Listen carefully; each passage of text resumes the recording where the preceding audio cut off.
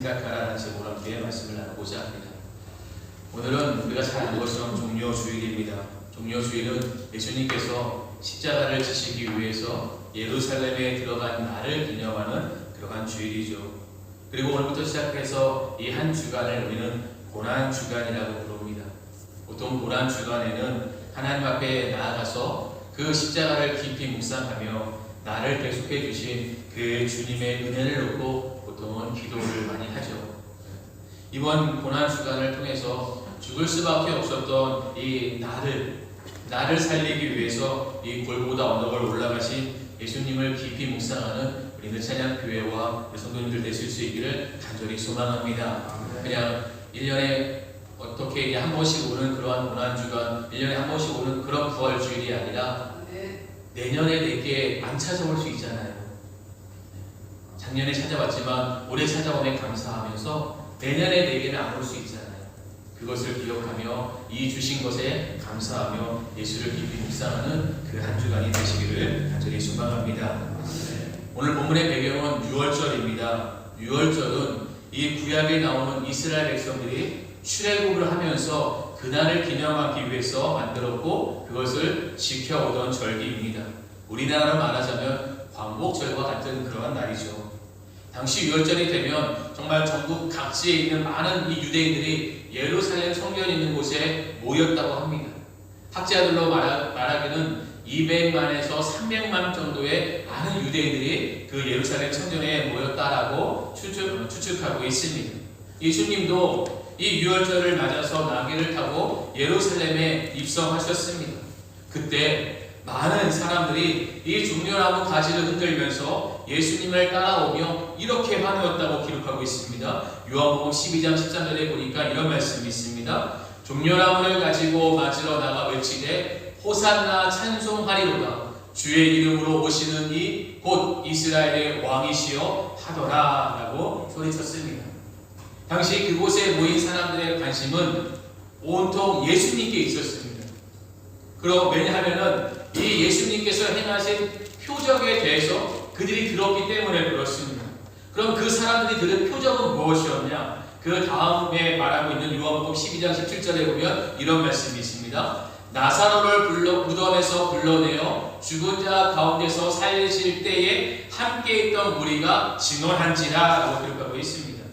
사람들은 저 사람이 무덤에 죽어있던 나사로를 살린 사람이야 라면서 그것을 본 사람들은 막 사람들에게 증언하기 시작했습니다. 저 사람이야, 저 나귀 타고 온 사람이 그 죽은 나사로를 살린 사람이야.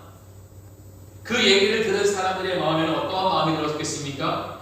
저 사람이라면 모세가 이스라엘을 애굽에서 해방시킨 것처럼 우리 민족을 로마로부터 분명 해방시켜 줄 수 있을 거야 라면서 사람들은 생각을 하였고, 이에 사람들은 종려나무 가지를 흔들면서 그 다윗의 자손 이스라엘 왕이여 라면서 예수님을 향해 소리쳤던 것이었습니다. 하지만 예수님은 정치적인 왕으로서 이 땅에 오신 것이 아니라 온 인류의 영혼을 살리는 왕으로서, 구원자로서 이 땅에 오셨습니다. 예수님께서 정치적인 왕으로서 이 유대인을 로마로부터 구원하기 위해서 오셨다면 십자가를 질 필요가 없었겠죠. 하늘로부터 불을 내리고 정말 천부천사를 보내어서 로마를 함락하면 됩니다. 하지만 예수님은 정치적인 왕으로 오신 것이 아닙니다. 정말 한 영혼을 살리기 위해서 그 영혼의 구원을 놓고 구원자로서 이 땅에 오신 것이죠. 따라서 예수님이 어디서 태어났고 예수님이 무슨 일을 했는지 그거에 대해서 잘 안다고 해서 예수님이 내 영혼을 살리는 구원자가 되는 것이 아니라 정말 예수님이 이 땅에 오신 그 이유와 목적이 무엇인지를 분명히 알고 그분을 영접하는 자만이 예수님과 상관이 있는 것입니다. 여러분, 예수님이 이 땅에 오신 이유는 모든 사람이 잘 먹고 잘 살도록 하기 위함이 아니라 죽음과 사망의 권세에 사로잡혀 있는 온 인류를 구원하기 위해서 오신 것입니다. 정말 예수님이 잘 먹고 잘 살도록 하기 위해서 이 땅에 오셨다면 저 사람은 예수 잘 믿고 이 사람도 예수 잘 믿는데 이 사람은 부자가 되었는데 이 사람은 고난길에 있습니다. 그러면 이건 너무 불공평하잖아요. 우리의 삶의 문제가 아니라 예수님이 이 땅에 오신 것은 우리의 영혼의 문제인 것입니다. 그 영혼의 죽음을 해결해 주시기 위해서 예수님은 이 땅에 왔다는 것이죠.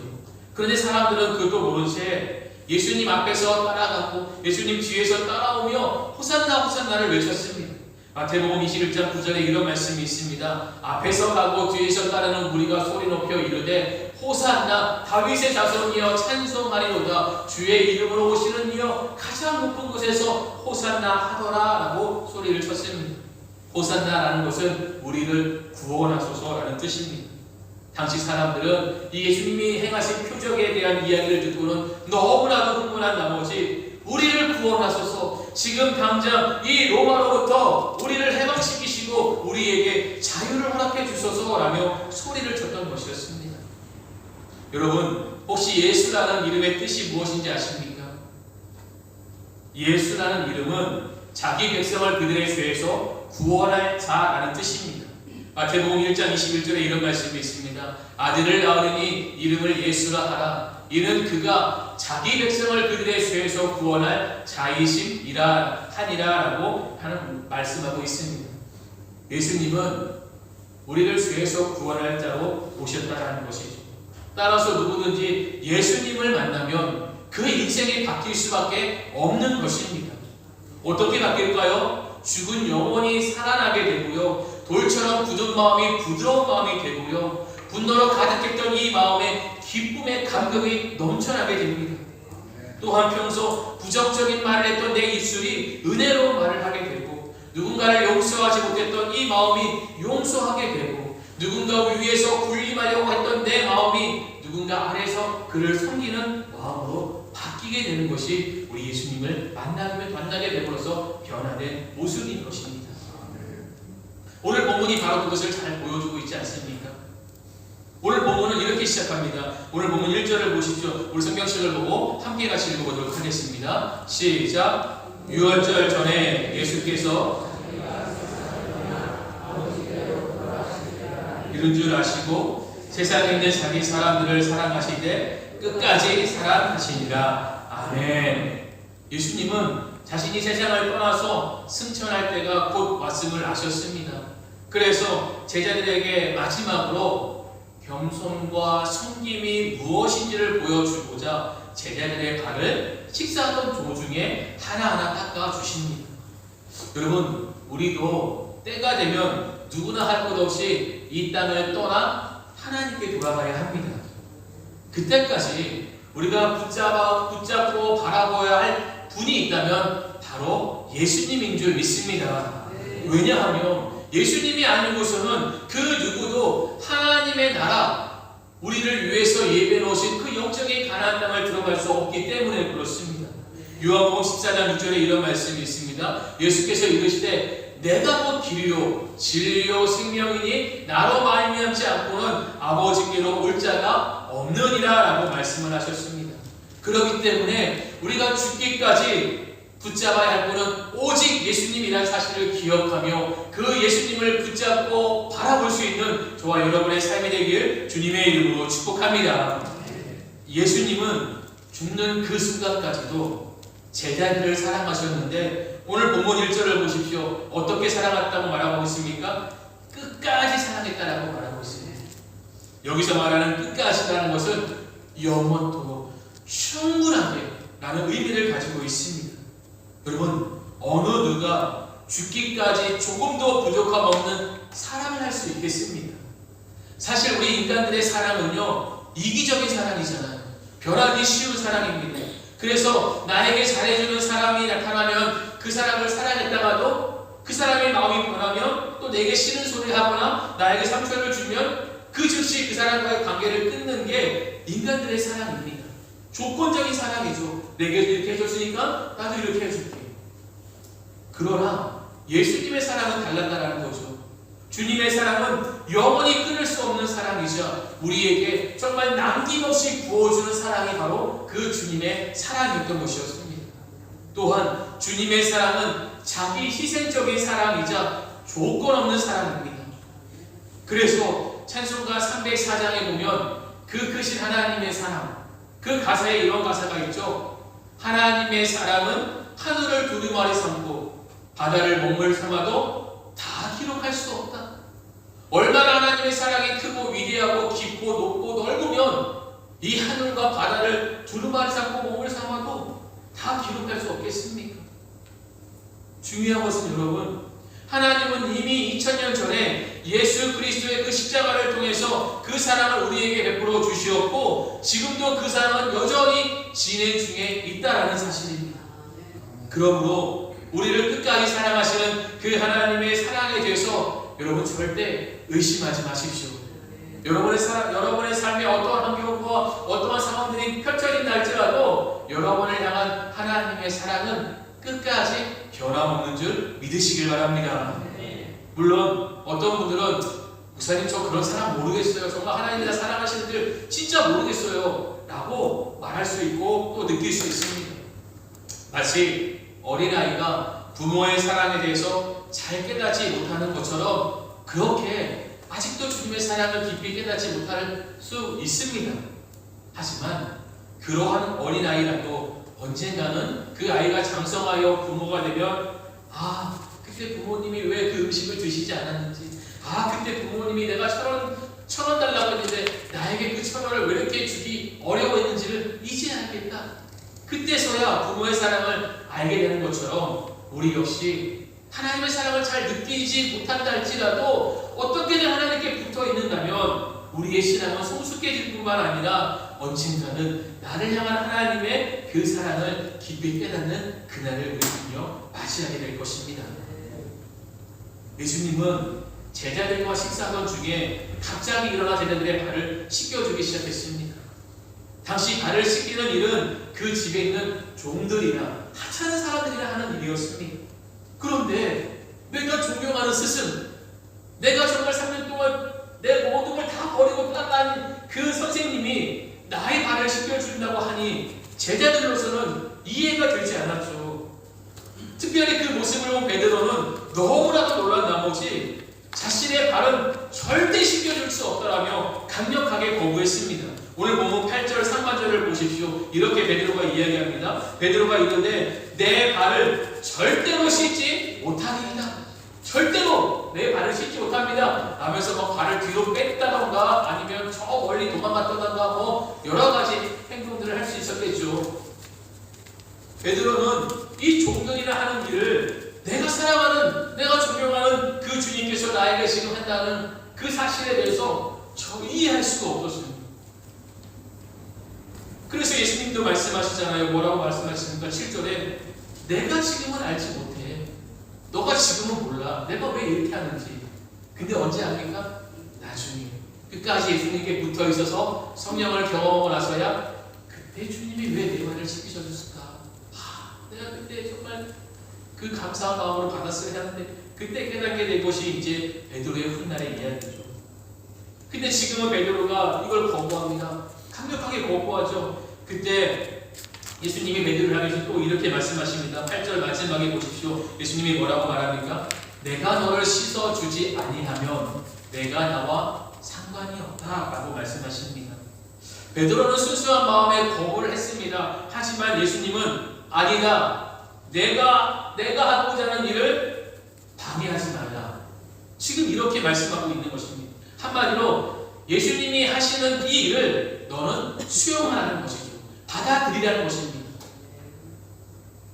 여러분, 우리도 살다 보면 때때로 하나님께서 왜 내 인생에 이렇게 하시지? 왜 내 인생에 이렇게 하실 수밖에 없는 건가? 라며 이해되지 않을 때가 있습니다. 그럼에도 불구하고 우리가 하나님 앞에 순종하면 반드시 때가 되면 그때 그래서 그랬었구나 라는 것을 분명 그것을 받아들이고 이해할 때가 우리는 오게 되는 것을 우리는 잊지 말아야 합니다. 근데 어떤 분들은 하나님의 뜻을 알기 전까지는 난 절대로 순종할 수 없어. 왜 하나님께서 이렇게 하시는지 나는 이해해야지만 내 이성으로 이걸 받아들일 수 있어야지만 난 할 수 있어 라고 말하시는 분들이 종종 있습니다. 그런 분들 같은 경우 어쩌면 평생 동안 하나님의 뜻에 순종하지 못할 수도 있습니다. 왜냐하면 인간의 이성으로는 하나님의 깊고도 넓으신 그 뜻을 다 이해할 수 없기 때문에 그렇습니다. 아까 제가 말씀드렸잖아요. 찬송가 304장 하나님의 그 크신 사랑, 하늘을 두루마리 삼고 바다를 먹는 삼아도 다 기록할 수 없다. 우리 이성으로는 이해할 수 없는 게 하나님의 사랑이에요. 그런데 어찌 이 짧은 이성으로, 이 짧은 우리의 경험으로 하나님의 뜻을 다 헤아리며 아이고 하나님 내가 하겠습니다. 아이고 그거 좋은 일이네요. 제가 할게요. 이렇게 말할 수가 있겠습니까? 여러분, 요셉은 하나님의 뜻을 다 이해함으로써 순종했습니까? 아브라함은 하나님의 뜻이 이해가 되어서 아들 이삭을 제물로 바쳤습니까? 아니에요. 그들은 순종을 통해 비로소 하나님 이것이 하나님의 뜻이었군요. 이것이 하나님이 하시고자 하는 일이었군요를 이해할 수 있었습니다. 베드로도 마찬가지예요. 내 말은 절대 안 됩니다 라고 강하게 부정하고 거부했으나 결국 베드로는 주님으로부터 씻음을 받았고 그 결과 주님의 사랑을 더 깊이 체험할 수 있었던 것이었습니다. 근데 놀라운 것은요, 가룟 유다입니다. 성경에 보면은 그 자리에 가룟 유다도 있었는데 그에 대해서 이렇게 설명하죠. 자, 2절을 보십시오. 2절을 함께 같이 읽어보겠습니다. 2절 시작. 마귀가 벌써 하려는 생각을 넣었더라. 아멘. 마귀는요, 예수님 주변을 3년 동안 빙빙 돌면서 여러 가지 사람들과 여러 가지 방법들을 통해서 예수님을 넘어뜨리고자 공격을 했습니다. 하지만 예수님은 그때마다 말씀으로 그들을 대하셨고 이기셨죠. 이에 마귀는 마지막으로 가장 최측근에 있는 이 유다를 통해서 예수님을 넘어뜨리고자 이제 시작합니다. 그런데 예수님도 그 사실에 대해서 알고 계셨다라는 거죠. 오늘 본문 11절을 보십시오. 뭐라고 기록하고 있습니까? 이는 자기를 팔 자가 누구인지 아심이라 그러므로 다는 깨끗하지 아니하다 하시니라 라면서 예수님이 말씀을 하십니다. 여러분, 예수님은 유다가 무엇을 할지 다 아셨음에도 불구하고 잘 보십시오. 그의 발을 씻어주셨습니다. 우리 여기서 두 가지 놀라운 점을 발견하게 돼요. 두 가지 놀라운 점 중에 하나는 뭐냐면요, 예수님의 위대함입니다. 예수님은 가룟 유다의 실상, 그 마음의 중심에 무엇이 있는지를 알면서도 1절에서 말하는 것처럼 끝까지 사랑하셨어요. 그를 끝까지 사랑하셨기 때문에 그 자리에 있던 가룟 유다의 발을 씻어 주셨습니다. 여러분 주변에 누군가가 여러분을 배신한다는 것을 여러분이 안다면 여러분 그에게 다가가서 사랑한다고 그를 포옹해주고 안아주고 그와 더욱더 가까이 하실 수 있겠습니까? 이 사람이 나를 사기칠 건데, 이 사람이 내가 보증 쓴 것을 빼돌릴 건데, 그런 사람에게 가까이 가서 그렇게 하실 수 있는 분은 없을 것입니다. 하지만 예수님은 끝까지 가룟 유다를 사랑하셨고 그에게 돌아올 수 있는 기회를 주셨죠. 하지만 유다는 끝내 돌아오지 않았습니다. 그런가 하면 두 번째로 우리가 발견하게 되는 또 하나의 놀라운 점은 무엇이냐면요, 인간의 이중성입니다. 여러분, 이미 가룟 유다의 마음에는 예수를 팔려는 마음이 있었습니다. 굳은 결심을 하고 있었어요. 자, 그럼에도 불구하고 그는 지금 아무 일 없다는 듯이 제자들이 발을 내밀어서 예수님이 씻어주니까 자기 차례가 왔을 때 자기도 발을 내밀어서 예수님으로부터 씻김을 받았습니다. 여러분, 그렇게 할 수 있겠습니까? 이미 내 마음에는 저 사람이 싫어. 저 사람을 내가 팔아버릴 거야. 저 사람 사기칠 거야. 그런데 그 사람이 나에게 사랑을 베풀어요. 그럼에도 아무것도 모른 채 그냥 따라갑니다. 지금 유다의 이 행동은요, 이곳에 있는 모든 사람들을 다 속이는 기만적인 모습인 것이에요. 분명히 예수님을 알고 계셨지만, 성도 여러분, 우리가 악한 생각을 버리고 예수님을 깊이 생각해야 하는 이유가 바로 여기에 있습니다. 우리가 악한 생각을 하는 순간 마귀는요 그만 가만히 있지 않습니다. 그 타이밍을 반드시 놓여서 우리의 마음에 침투하여서 우리로 하여금 그 악한 생각을 계속 부추겨서 결국엔 그것을 실천하도록 만들어버립니다. 그때 우리에게 우리의 마음을 계속 부추기는 이 마귀를 이길 만한 힘이 없다면 우리 가룟 유다처럼요 주님을 배신하고 파멸의 길을, 죄의 길을 걸어가게 될 것입니다. 그래서 종교개혁자 루터는요 이렇게 얘기했습니다. 뭐라고 얘기했냐면요, 보십시오. 새가 머리 위로 날아다니는 것을 막을 수는 없지만 머리카락에 둥지를 트는 것은 막을 수 있다. 여러분, 머리 위로 새가 날아다니는 것을 여러분들 막을 수는 없습니다. 아무리 돌을 던져도 새는 계속 또 돌고 수밖에 없어요. 그런데 여러분 머리에 새가 앉아서 둥지를 튼다? 이건 막을 수 있게 치워버리면 됩니다. 우리에게 악한 생각이 찾아올 수 있습니다. 그러나 그 악한 생각으로 인해서 마귀가 우리 안에 집을 짓고 그것을 행동으로 만들어서 실천하도록 우리는 그것을 막아야 한다는 것입니다. 예수님은 한 사람도 빠짐없이 모든 사람의 발을 씻겨 주셨습니다. 그리고는 이제 다 끝나고 옷을 입으셨죠. 그리고는 자신이 왜 이 제자들의 발을 씻겨 줄 수밖에 없었는지 그 부분에 대해서 이제 설명을 시작하는데요. 오늘 본문 14절과 15절을 보시면 이렇게 설명합니다. 자, 14절과 15절을 보십시오. 내가 주와 또는 선생이 되어 너희 발을 씻었으니 너희도 서로 발을 씻어주는 것이 옳으니라. 내가 너희에게 행한 것 같이 너희도 행하게 하려 하여 본을 보였다라고 말씀하십니다. 예수님은 제자들에게 겸손과 섬김의 본인, 겸손과 섬김이 무엇인지를 보여주기 위해서 친히 선생임에도 불구하고 그들의 주인임에도 불구하고 그들의 발을 씻겨주었다라고 말씀하셨습니다. 그러면서 제자들에게 같이 이렇게 해야 돼. 이것이 나를 따라오는 길이야. 이것이 내 제자의 모습이다 하면서 그들에게 그것을 행하라고 명령하십니다. 당시 제자들은 누가 큰 자인지, 누가 더 높은 자리에 앉을 것인지에 대한 문제를 놓고 종종 다투었습니다. 그래서 막 제자들의 어머니까지 예수님께 찾아와서 막 바치면서 내 아들을 좀 주님의 좌편에, 주님의 우편에 앉혀주세요. 이렇게 막 아부떨지 않았습니까? 이를 아셨던 예수님은 하나님 나라에서 진짜 큰 자는 말이다. 다른 사람을 섬기는 자야. 그 자가 하늘나라에서 진짜 큰 자야 라고 말씀하시면서 그것이 어떠한 것인지를 십자가를 통해서 본인이 직접 보여주셨습니다. 성도 여러분, 예수님은 우리의 영혼, 우리의 죽은 영혼을 살리기 위해서 주님의 살아있는 심장을 우리에게 주셨습니다. 그 살아있는 심장을 받은 우리이기 때문에 주님은 우리에게도 오늘 동일하게 말씀하십니다. 내가 너를 위하여 본을 보였으니 너도 이와 같이 행하라. 그 겸손과 섬김의 삶을 살아가는 것이 예수님이 우리에게 말씀하고 계시는 이 말씀의 요점이라는 것이죠. 그런데 중요한 것은요, 그것을 행하면, 그것을 알고 우리가 실천하면 예수님께서는 이렇게 말씀하셨습니다. 요한복음 13장 17절을 보십시오. 우리 함께 같이 읽어보겠습니다. 시작. 너희가 이것을 알고 행하면 복이 있으리라. 아멘. 이것을 알고 행하면 복이 있으리라. 사랑하는 성도 여러분, 비록 예수님이 우리의 발은 씻겨주지 못했으나 십자가의 사랑을 통해 우리의 죄를 용서해 주셨고 깨끗하게 해주신 줄 믿습니다.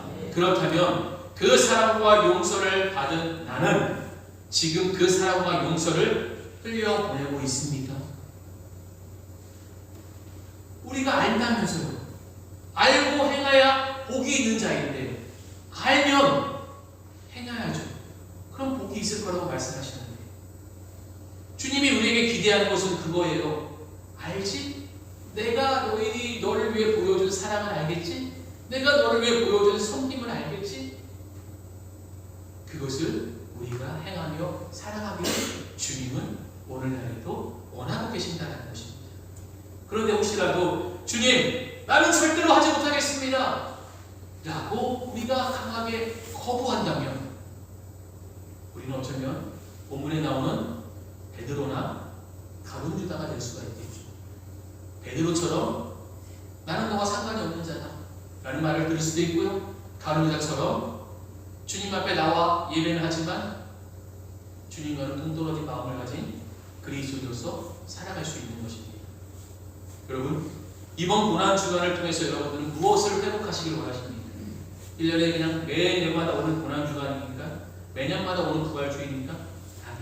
이번 고난주간을 통해서 우리를 향한 그 십자가의 사랑이 우리 마음에 다시금 회복되기를 간절히 소망합니다. 십자가를 통해 우리에게 영원한 생명을 주신 주님, 그 주님에 대한 사랑에 대한 감격이 다시금 회복될 뿐만 아니라 그 회복을 넘어서 그 사랑을 행함으로써 더 깊은 은혜의 바다로 복 있는 삶을 살아가는 저와 여러분의 삶이 될 수 있기를 주님의 이름으로 축복합니다.